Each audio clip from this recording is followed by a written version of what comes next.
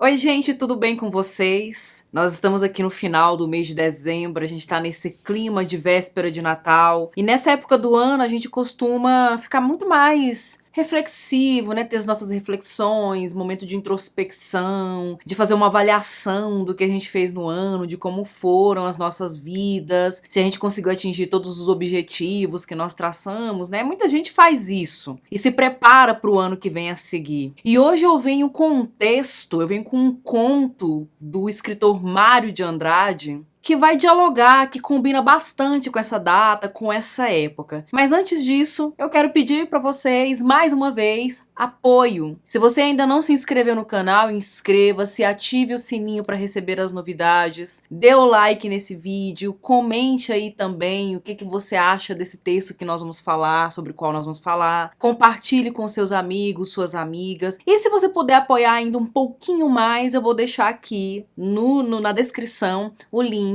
da nossa campanha no Apoia-se para você, se quiser e puder contribuir também financeiramente com a Didocéia no YouTube. Muito bem, o conto sobre o qual eu vou falar com vocês hoje está nessa antologia aqui, Contos Novos. É um conto que foi escrito e publicado pela primeira vez no ano de 1942 e é o Peru de Natal, totalmente, né, coerente com a época que nós estamos vivendo. Só que nesse texto nós temos uma pegada diferente, nós temos uma estratégia diferente, porque há algo que era muito comum nos textos do Mário de Andrade, que é a questão da carga ideológica, das reflexões sobre a sociedade do início do século XX, dessa primeira metade do século XX. Na verdade, eu já fiz um vídeo sobre este livro todo, sobre Contos Novos, em que eu comento principalmente os aspectos que são estruturantes da obra, né? São contos divididos em focos narrativos, há contos que são narrados em terceira pessoa, há contos que são narrados em primeira pessoa por um narrador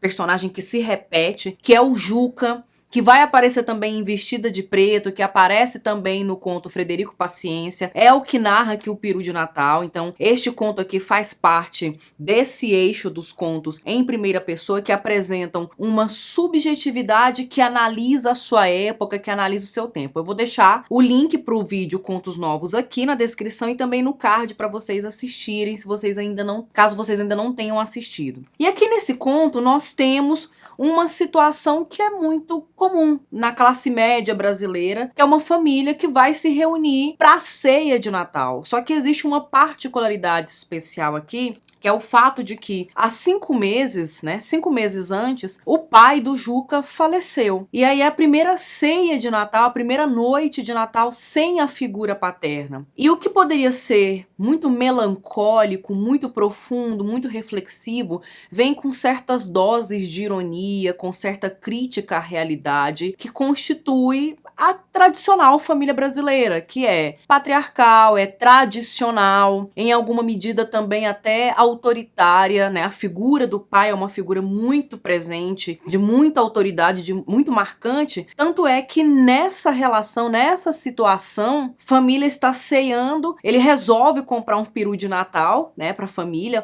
o peru de Natal, que é esse símbolo, essa refeição servida em outras ocasiões, uma refeição considerada até de luxo, que ele comenta inclusive na narração, que era servida em outras festas e que normalmente eram os convidados que se esbaldavam no peru de Natal e não sobrava nada para a mãe dele. Na verdade, não sobrava nada para as 3 mães dele, né? A mãe, a irmã e uma tia muito querida. E ele resolve comprar o peru de Natal para essa ceia específica, porque em nenhuma circunstância elas 3 tinham acesso aos melhores pedaços do peru. Quando não eram os convidados, né, que simplesmente se esbaldavam, depenavam o frango, a ave inteira e simplesmente ficava por isso mesmo, elas ficavam só com os restos, quando sobrava. Quando não eram os convidados, era o próprio pai, que sempre era a figura patriarcal, a figura de autoridade, a figura central, que era servido primeiro e ele escolhia os melhores pedaços e elas sempre ficavam com o que vinha depois, com o que sobrava, com o que restava. Então ele resolve comprar um peru de Natal para servir exatamente essas 3 pessoas e abre espaço para elas, para o que o Mário de Andrade chama no conto, para o que o narrador fala no conto, né, para se deleitar nessa felicidade gustativa de poder desfrutar, poder saborear os melhores pedaços, as melhores partes do peru. Só que nesse intervalo começa uma espécie de disputa, porque a mãe, a irmã e a tia ficam profundamente melancólicas. E a partir desse momento, o Juca entende que algo não vai dar certo nessa situação. Porque se baixar esse espírito de melancolia, de luto, né, 5 meses atrás, e esses 5 meses ainda estão ali muito fortes, muito presentes, não vai poder ter uma felicidade gustativa e uma boa ceia de Natal. Então ele começa a meio que debater com essa figura do pai, com esse fantasma do pai, uma figura cinzenta, uma presença cinzenta que aparece ali. Ele menciona isso no texto, né? Uma figura que vai provocar ali, mobilizar ali nele certas críticas, né? O fato é muito comum na nossa cultura, né? Eu não sei se é só no Brasil que isso acontece ou se é no Ocidente como um todo, mas é muito comum, e outros autores já se valeram desse argumento, é muito comum que a gente, de certo modo, perdoe todos os equívocos, todos os erros, todos os atos desagradáveis das pessoas depois que elas falecem. Então é como se a pessoa, às vezes, em vida, fosse medíocre, fosse ruim, fosse hipócrita, fosse leviana, mas depois que morre ela meio que é perdoada e santificada. Existe uma prática comum, essa prática, essa cultura entre nós de certo modo, canonizar as pessoas depois de morta, mas o Juca não quer fazer isso de forma alguma, porque ele quer que a família dele desfrute de uma boa ceia de Natal, e ele também quer desfrutar de uma boa ceia de Natal.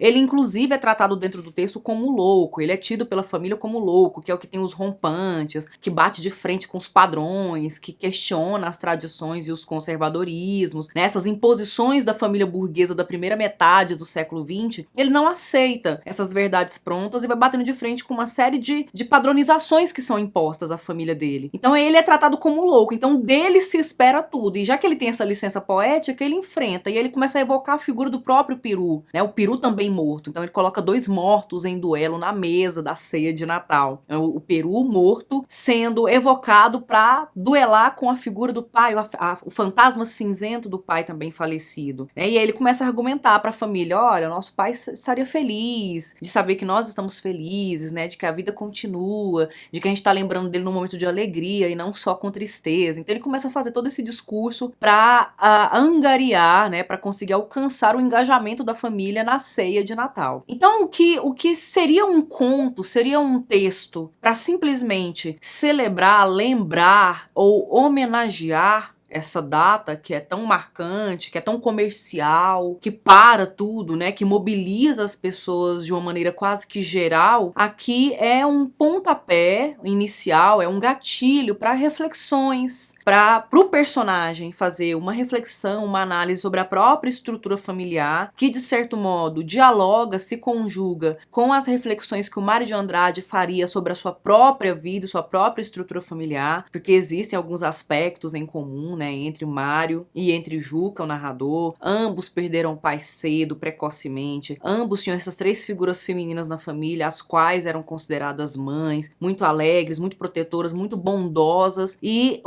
as 3 figuras de ruptura, transgressoras, né, que transgridem certas tradições, certos padrões familiares, que os colocariam em lugares de pessoas loucas, né, de pessoas de muita ruptura, de muito rompimento, figuras até insurgentes em relação ao status, né, a situação, a configuração da família. E aí, ao mesmo tempo que isso é uma reflexão de caráter subjetivo sobre a própria estrutura familiar, de certo modo também aponta para uma reflexão sobre a formação da sociedade brasileira, a sociedade burguesa, suburbana brasileira como um todo. Na página 74 dessa edição que eu tenho, que é a edição da Nova Fronteira, no iniciozinho do texto ele vai falar um pouco sobre o pai, né? Já no segundo parágrafo ele fala sobre a figura do pai e sobre como essa figura precisa ser vista e enxergada da maneira como que ele significava mesmo para a família, né?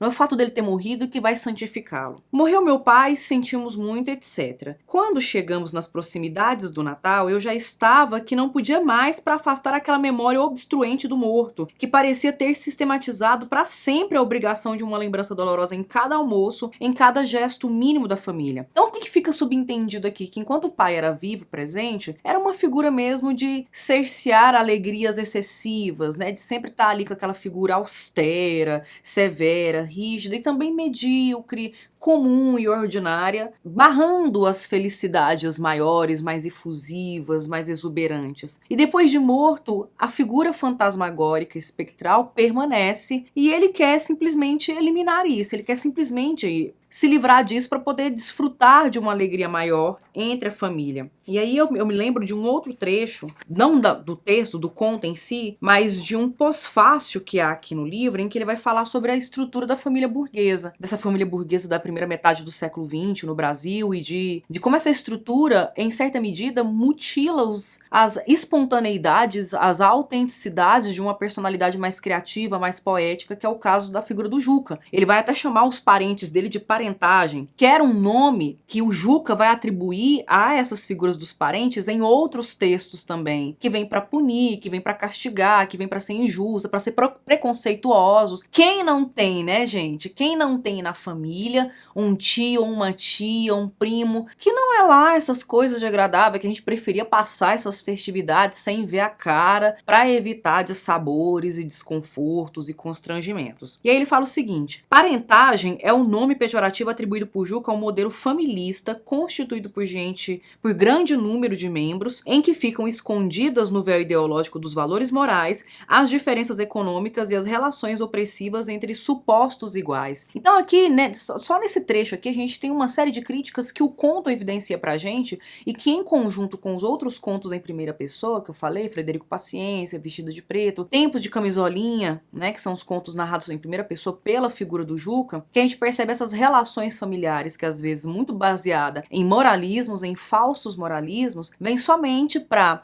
estabelecer hierarquias opressivas, violentas, dolorosas, negativamente marcantes, separando as pessoas em vez de uni-las. Então ele decide no texto uma coisa que é uma mensagem que fica, que é, apesar de toda essa crítica, de toda essa ironia, né, que fica muito evidente, fica na superfície do texto, inclusive, que é a primeira coisa com a qual a gente esbarra ao ler esse conto, acho que vale a pena uma reflexão por trás de tudo isso, pensando como uma mensagem para esse Natal nosso, para a gente pensar também esse Natal nosso, né, de quem a gente escolhe para passar essas datas tão profundas e reflexivas. Ah, é uma data comercial, tá, é uma data comercial, mas e se você de repente resolve transformar isso num ritual familiar mesmo, no qual você escolhe, seleciona pessoas que realmente têm sentido e significado familiar na sua vida para poder celebrar esse momento, esse feriado, essa pausa na correria, esse recesso no cotidiano, né, na rotina, naquilo que tem que fazer todo dia, para poder comer, beber, se divertir,